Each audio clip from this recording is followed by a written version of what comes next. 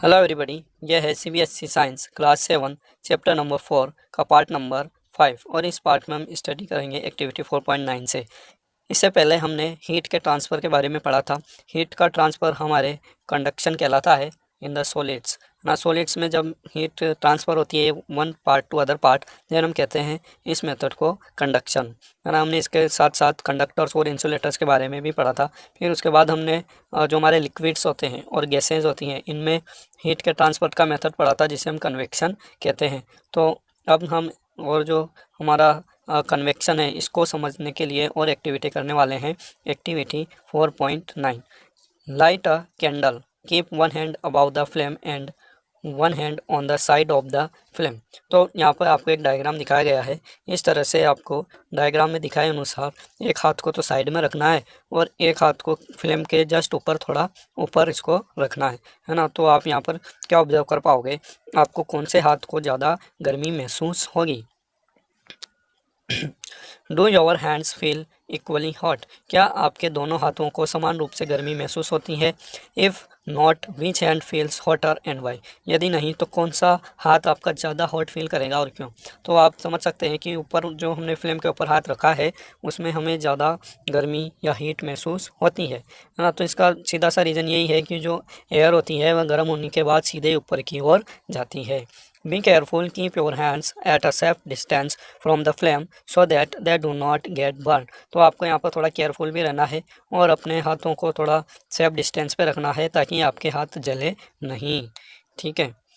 Then notice that towards the top the air gets heated by convection. तो towards the top मतलब ऊपर की ओर, ऊपर की ओर जो हमारी एयर होती है वह कन्वेक्शन करंट्स के कारण गर्म हो जाती है। जैसे ये हमारी कैंडल जल रही है ना, यहाँ पर आग है तो इसके आसपास की एयर गर्म होगी और वह एयर गर्म होने के बाद किधर जाएगी, वह एयर हमारी ऊपर की ओर उठेगी ना। जैसे हमने पहले हमारा जो एक्सपेरिमेंट था उसमें देखा था राउंड बॉटम फ्लास्क वाले में कि पोटेशियम परमैंगनेट का क्रिस्टल हम डालते हैं और जैसे ही पानी गर्म होने लगता है वह उसमें घुलकर ऊपर की ओर उठने लगता है। तो एक्चुअली में वह जो गति हमें दिखाई देती है वह वाटर की गति होती है। तो ये जो वाटर की गति होती है नीचे से ऊपर की ओर, या फिर हम कह सकते हैं water to colder region is called convection, है ना। और इसकी जो गति होती है या धाराएं बनती हैं वाटर के अंदर, हम उनको बोलते हैं कन्वेक्शन करंट्स। तो जिस तरह से लिक्विड में होता है उसी तरह से सेम हमारे एयर में भी कन्वेक्शन करंट्स बनते हैं और कन्वेक्शन के द्वारा हीटिंग होती है। Therefore the hand about the flame feels hot, इसीलिए जो हमारा ऊपर की ओर हाथ होता है वह ज़्यादा हॉट फील करता है। On the sides however there is no convection and air does not feel as hot as the top. और जो साइड में हमारा हाथ होता है वहाँ पर हमारे कन्वेक्शन नहीं हो पाता है और इसीलिए उसको जितना कि हमें ऊपर के हाथ में गर्मी फील होती है उतनी साइड वाले हाथ में फील नहीं होती है। The people living in the coastal areas experience and interesting phenomena. तो जो लोग कोस्टल एरियाज़ में रहते हैं, कोस्टल एरियाज़ मतलब समुद्र तटीय इलाके, जो लोग वहाँ पर समुद्र के पास रहते हैं बिल्कुल किनारे पर, उनको एक बहुत ही इंटरेस्टिंग फिनोमिना एक्सपीरियंस होता है ना। एक बहुत अच्छी उनको नेचुरल परिघटना हम कह सकते हैं, फिनोमिना मीन्स उनको वहाँ पर दिखाई देती है या महसूस होती है। During the day the land gets heated faster than the water. दिन के दौरान जो हमारा लैंड होता है, भूमि होती है, वो सॉलिड होती है ना। वो सॉलिड चीज़ें लिक्विड की तुलना में जल्दी गर्म होती है क्योंकि हमारा वाटर जो है एक पुअर कंडक्टर है हीट का, तो वाटर धीरे धीरे गर्म होता है और लैंड जल्दी जल्दी गर्म होता है। तो पहले कौन गर्म हो जाता है, लैंड गर्म हो जाता है। The air over the land become voter and rises up. तो इस तरह से जो लैंड के ऊपर की हवा होती है वह गर्म होती है, वह ऊपर की तरफ उठती है कन्वेक्शन करंट्स की वजह से। The cooler air from the sea rushes in towards the land to takes its place. और जो समुद्र के ऊपर ठंडी हवा होती है वह भूमि की तरफ, लैंड की तरफ दौड़कर आती है। The warm air from the land moves towards the sea to complete the cycle. और इस तरह से जो वार्म एयर थी लैंड के ऊपर की वह सी की तरफ चली जाती है और इस तरह से वहाँ पर जो खाली जगह हुई थी वह साइकिल हमारा कंप्लीट हो जाता है। तो यहाँ पर आपको डायग्राम भी दिखाया गया है, आप इसमें अच्छे से समझ सकते हैं कि जब डे होता है ना, during the day time, day time के दौरान ये हमारी भूमि है है ना, और ये हमारा कोस्टल एरिया है और यहीं पर मकान बने हुए हैं। तो डे टाइम के दौरान भूमि ज़्यादा जल्दी गर्म होती है और पानी धीरे धीरे गर्म होता है। तो जैसे भूमि गर्म होगी तो इसके ऊपर की वायु ऊपर उठना शुरू हो जाएगी, ठीक है। और जैसे ही वायु ऊपर उठेगी तो यहाँ जगह खाली होगी, तो हमारी जो वाटर के ऊपर की ठंडी एयर होगी वह इधर की तरफ रश करेगी, है ना, दौड़कर भाग कर आएगी और इस जगह को भर देगी, तो हमें यहाँ पर ठंडाई का अनुभव होगा। तो इस तरह जो ब्रीज चलती है उसे हम कहते हैं सी ब्रीज, है ना, सी से आने वाली पवन, है ना, इसको समुद्री पवन भी कहते हैं हम, या फिर सी ब्रीज कहते हैं। और जो हमारा ऊपर की जो एयर गई थी, है ना, ऊपर गर्म होकर ऊपर एयर गई थी वो किधर आ जाती है, वह दूसरी साइड से होकर ऊपर से होकर समुद्र की तरफ चली जाती है। तो इस तरह से एक साइकिल बन जाता है, क्योंकि यहाँ पर जैसे ही समुद्र के ऊपर की वायु, ठंडी वायु हॉट एरिया की तरफ जाएगी, भूमि की तरफ जाएगी, तो यहाँ जगह खाली हो जाएगी। तो इस जगह को भरने के लिए, है ना, ये ऊपर से हॉट एयर इधर से साइकिल को पूरा कर देगी। तो इस तरह से आप समझ पा रहे होंगे कि ये जो ब्रिज चलती है from sea to land, it is called sea breeze. इसी तरह से आप यहीं पर समझ लीजिए कि रात के दौरान क्या होता है। रात में, नाइट टाइम के दौरान हमारी जो भूमि है वह जल्दी से ठंडी हो जाती है, लेकिन दिन भर की गर्मी के दौरान सूरज की जो तपन होती है उससे पानी काफ़ी गर्म हो जाता है, और वह जैसे धीरे धीरे गर्म हुआ था वैसे धीरे धीरे ठंडा होता है। तो रात के समय हमारी भूमि तो जल्दी ठंडी हो जाती है और वाटर गर्म ही रहता है। तो वाटर के ऊपर की जो एयर होगी वह गर्म होगी, और वह गर्म होकर कहाँ जाएगी, ऊपर की ओर उठेगी। तो जैसे ही वह ऊपर की ओर उठेगी तो हमारी जो लैंड ब्रिज होगी, है ना, मतलब जो भूमि के ऊपर की वायु होगी वह समुद्र की तरफ रश करेगी, ठीक। और इसी तरह से जैसे हमारे दिन में साइकिल बना था, ये जो हमारी कूल एयर है वह समुद्र की तरफ जाएगी, ठीक है, और समुद्र की जो हॉट एयर है वह किधर आ जाएगी, लैंड की तरफ आ जाएगी। तो हम इसे कहेंगे लैंड ब्रिज, ठीक है। जो लैंड से समुद्र की ओर चलेगी वह क्या होगी, लैंड ब्रिज। तो आपको ये दो जो टर्म है उनको अच्छे से याद रखना है ना। सी ब्रिज क्या होगी, ऐसी ब्रिज जो सी से लैंड की तरफ चलेगी उसे हम क्या कहेंगे, यस, सी ब्रिज। और जो हमारी लैंड से सी की तरफ चलेगी रात्रिकालीन में, नाइट के दौरान, उसे हम क्या कहेंगे, लैंड ब्रिज कहेंगे, ठीक है। तो ये दोनों चीज़ें आपको यहाँ पर समझ लेनी है अच्छे से। The air from the sea is called the sea breeze. जो हमारी एयर होती है जो सी से चलती है भूमि की तरफ उसे हम क्या कहते हैं, सी ब्रिज या समुद्री पवन। To receive the cooler sea breeze the windows of the house in coastal areas are made to face the C.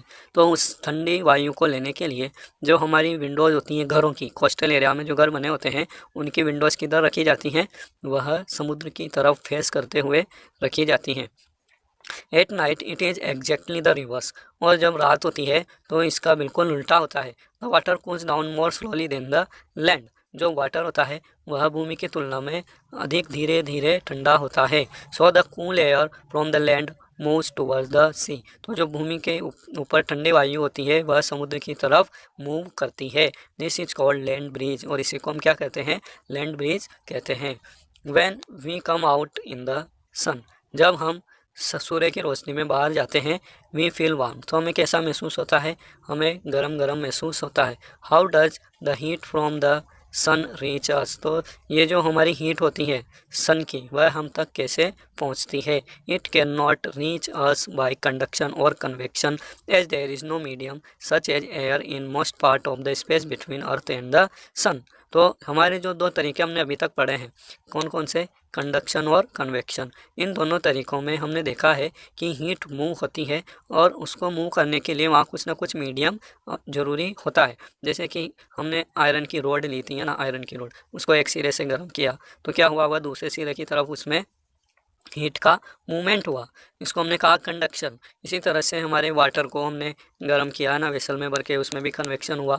Air को गर्म किया तो एयर में भी कन्वेक्शन हुआ। तो ये कुछ चीज़ें हैं, मैटर है, इनमें यहाँ पर कंडक्शन और कन्वेक्शन हमें देखने को मिल रहा है। लेकिन जो हमारा सन है, ठीक है, हमारा सूर्य होता है ऊपर, उसकी जो किरणें होती है वह हम तक पहुँचती है, ठीक है। हम पृथ्वी पर हैं, बहुत छोटी होती है पृथ्वी in comparison to Suraj.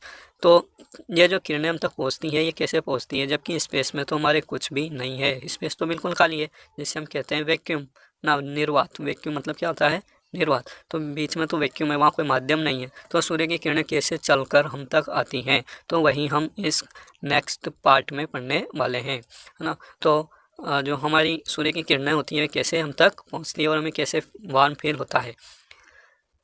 It cannot reach us by conduction or convection as there is no medium such as air in the most part of the space between the earth and the sun। तो हमारा जो अर्थ और सन के बीच का space है उसमें कोई air जैसी कोई चीज़ नहीं है, तो वहाँ पर हमें ये कैसे पहुंचती है इसके बारे में हम कैसे पता लगाएंगे। From the sun the heat comes to us by another process known as radiation. तो जो सन से हीट आती है, गर्मी आती है, सूर्य की किरणें आती है, ये एक अलग ही प्रोसेस से आती है जिसे हम क्या कहते हैं, रेडिएशन कहते हैं।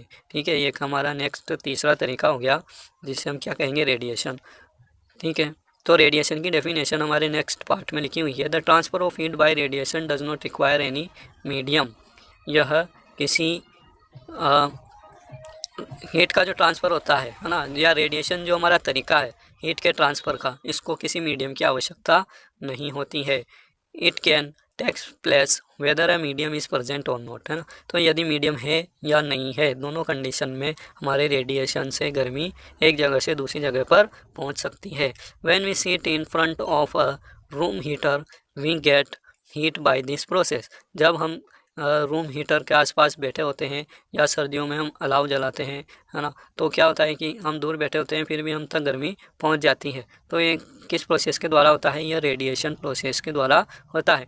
Hot utensil kept away from the flame cools down as it transfer heat to the surrounding by radiation. कोई भी हॉट ऑब्जेक्ट है ना, जिसको हमने फ्लेम पे रखा था और वह गर्म हो गया था, फिर हमने उसको फ्लेम से थोड़ा दूर रख दिया, उसको हमने कीप अवे कर दिया फ्लेम से, तो वह धीरे धीरे ठंडा हो जाता है क्योंकि उसकी जो हीट है वह सराउंडिंग में रेडिएशन के द्वारा बाहर चली जाती है। ठीक है, our body too gives heat to the surroundings and receives heat from it by radiation. हमारी बॉडी भी सराउंडिंग में हीट ट्रांसफ़र करती है ना, और जो रेडिएशन होती है उससे हीट को ग्रहण भी करती है। ठीक है, तो दोनों प्रोसेस होते हैं हमारी बॉडी में भी ना, ये रेडिएशन के द्वारा हीट को ट्रांसफ़र भी करती है, हमारी बॉडी गर्म होती रहती है और ठंडी भी होती रहती है। तो इसका मतलब हम रेडिएशन के द्वारा हीट ले भी रहे हैं और ट्रांसफ़र भी कर रहे हैं।